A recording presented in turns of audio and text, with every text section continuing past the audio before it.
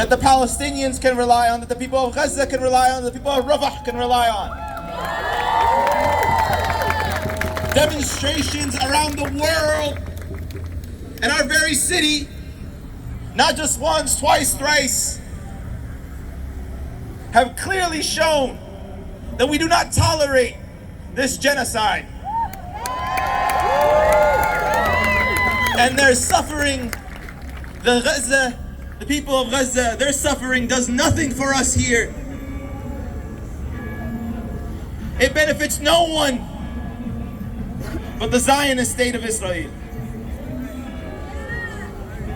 But we have a stronger alliance. We have our faith.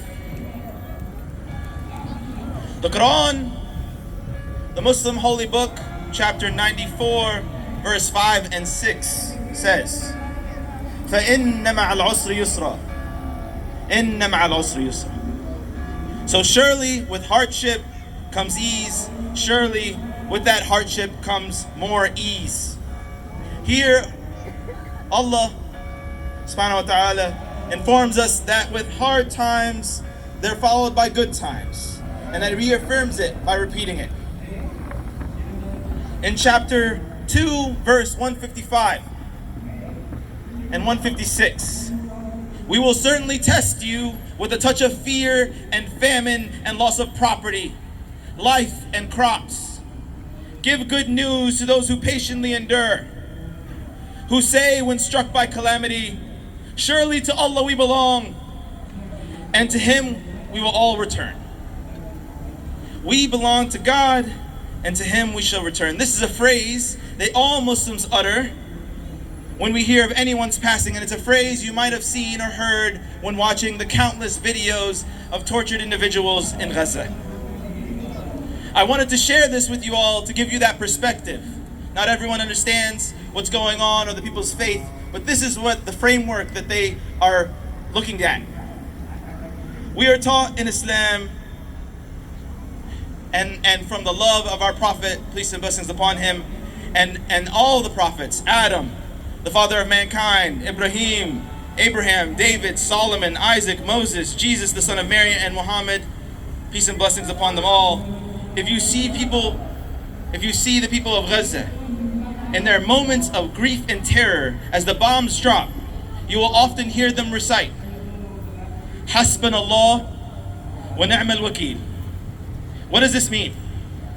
In our teachings, when Prophet Abraham was thrown into the fire for refusing to accept idolatry, he said, God is sufficient for me and the one in whom I trust. And the fire was unable to touch him. There are clear parallels for the people of Gaza trusting in their Lord as land and sky burns. That fire will never touch them.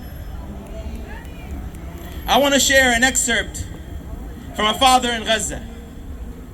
Why do they kill the children and the youth? 39,000 killed. Of that, nearly half are children, and if you include women, almost 70%. In short, shame.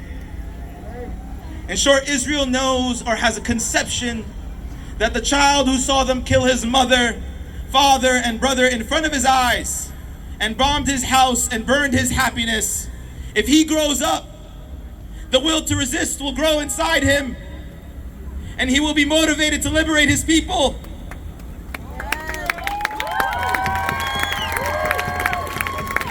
What they failed to understand, he goes on and says, what they failed to understand is that we miss those who have been taken so much that we want to join them.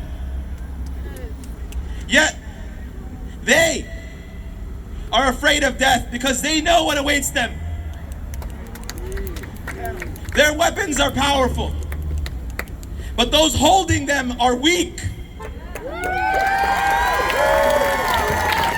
There is a difference between those who are raised to love that land and those who are forced to come to it. There's a big difference between the love of your homeland and the love for ethereal life. Our children have dreams. And they too want to grow up. Stop killing our children and their dreams.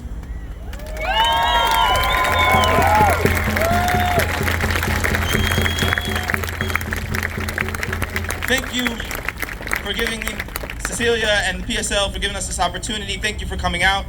Thank you for listening to me, for listening to the Islamic perspective on what the people of Gaza are suffering through. But there's also, as we know, Christians and Jews who are part of the Holy Land, and we remember them all. But from Masjid Omar, I'm giving you this perspective.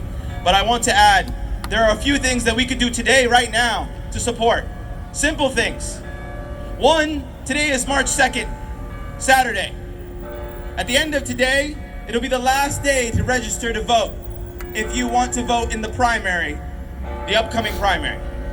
If you have your license on you right now, you can take it out. You can go Google Louisiana state registration and you can register to vote in 3 minutes. Do that because our votes matter and they should hear our votes matter.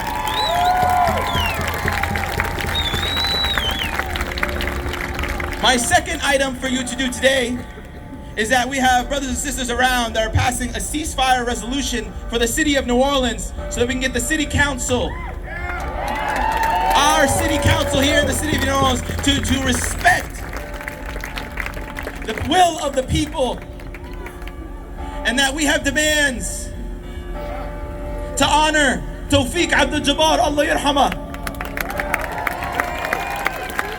I don't know if many of you have heard, but Samahar Ismail has been released on bond. She should be released and sent home here with no charges.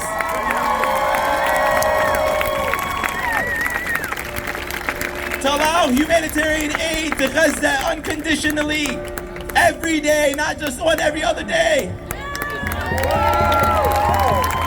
A permanent and total ceasefire. And one of the most important things that we can push, that our money, your money, in this city does not ever go to Israel again.